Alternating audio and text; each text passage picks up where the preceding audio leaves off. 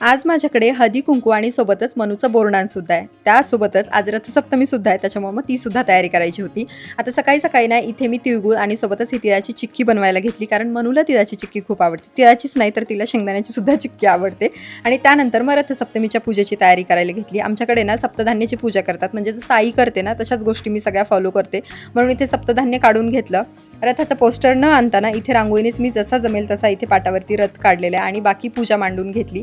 इथे पूजा झाल्याच्या नंतर दुपारच्या वेळेला बोरणांचं सुद्धा इथे डेकोरेशन करायला घेतलं. सगळं रेडीमेड होतं, त्यामुळे बाकी काही बनवाबनवीचं काहीच टेन्शन नव्हतं. बाकी इथे ना मी हळदी कुंकाची तयारी केली. इथे दारासमोर छान रांगोळीसुद्धा मांडून घेतली. ही जी रांगोळी आहे ती मला कलारेखन या पेजकडून रिसीव्ह झालेली आहे. खरंच फिनिशिंगसुद्धा खूपच छान आहे. इथे मी तयार झाले, मनूलासुद्धा छान छान असं तयार करायला घेतलं. ती इतकी छान दिसत होती, पण तिने एकही फोटो काढू दिलेला नाही आहे. खरं तर हळदी कुंकाच्या गडबडीत मीच विसरून गेले आणि त्यांचंसुद्धा ऑफिस असल्यामुळे ना त्यांना इथे जमलं नाही. त्यानंतर शुभांगी आली होती, तिलासुद्धा हळदी कुंकू दिलं. बाकी ज्या काही मैत्रिणी आल्या होत्या त्यांना हळदी कुंकू दिलं. मुलंसुद्धा असं छान छान खेळण्यामध्ये बिझी होते.